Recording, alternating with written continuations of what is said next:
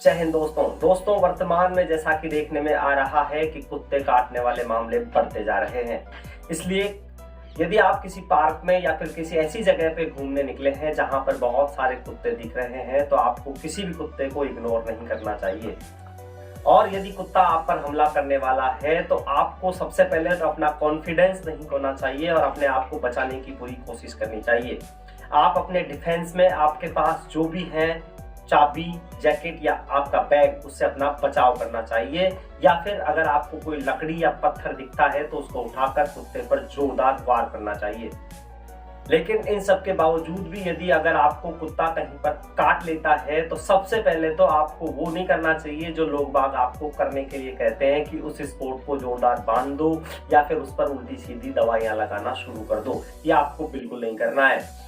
दोस्तों, सच मायने में आपको अगर कुत्ता काटता है तो आपको जिस जगह पर कुत्ते ने काटा है और अगर वो घाव बिल्कुल कम है तो उस स्पॉट को साबुन एवं पानी से धो दें ताकि कुत्ते की लार बाहर निकल जाए। लेकिन यदि घाव बहुत ज्यादा गहरा हो, बहुत बड़ा हो और आपको खून बहुत अधिक मात्रा में निकलने लग रहा हो तो आपको तुरंत किसी साफ कपड़े से उस स्पॉट को दबा कर रखना चाहिए ताकि आपका बहुत सारा ब्लड बाहर नहीं निकल जाए और बॉडी में खून की कमी ना होने पाए।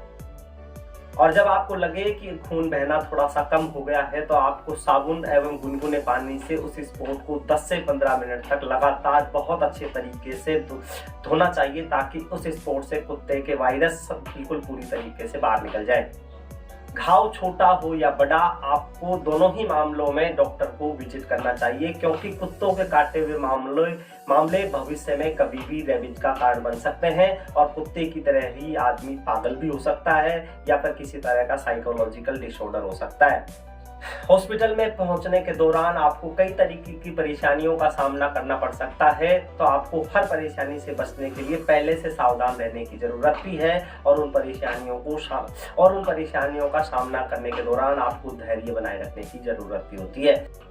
कुछ परेशानियां जिनको आप अगर पहले से सावधान रहते हैं तो उन परेशानियों से बच सकते हैं। जैसे कि आप हॉस्पिटल पर पहुंचने के लिए जिस गाड़ी का उपयोग करते हैं, कोशिश करें वो गाड़ी बहुत ज्यादा पुरानी नहीं हो, गाड़ी अच्छी खासी हालत में हो ताकि हॉस्पिटल पर पहुंचने के दौरान वो खराब नहीं हो जाए। और अगर ऐसी किसी कंडीशन हो भी जाती है तो आपको बैकअप के तौर पर दूसरा साधन तैयार रखना चाहिए।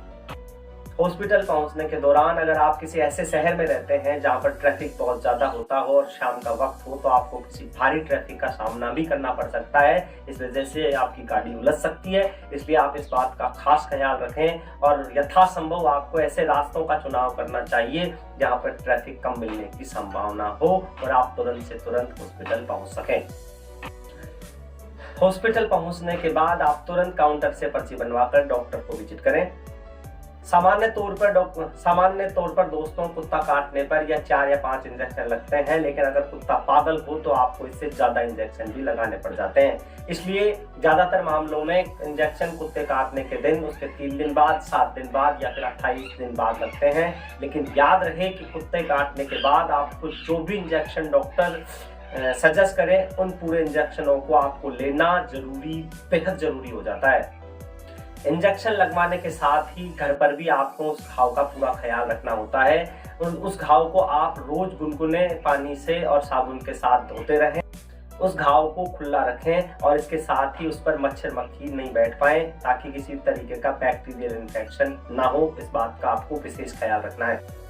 इसके साथ ही डॉक्टर जो भी दवाइयां आपको देते हैं उसको टाइम पर मरीज को देते रहना होगा और मरीज को इसके साथ साथ ही अच्छा खान पीन एवं स्वच्छ वातावरण प्रोड्यूस कराना आपकी जिम्मेदारी बनती है। तो इन सब बातों का ध्यान रखकर आप काफी मामलों में किसी बड़ी परेशानियों से बच सकते हैं। सावधान रहें, सतर्क रहें, सुरक्षित रहें। धन्यवाद।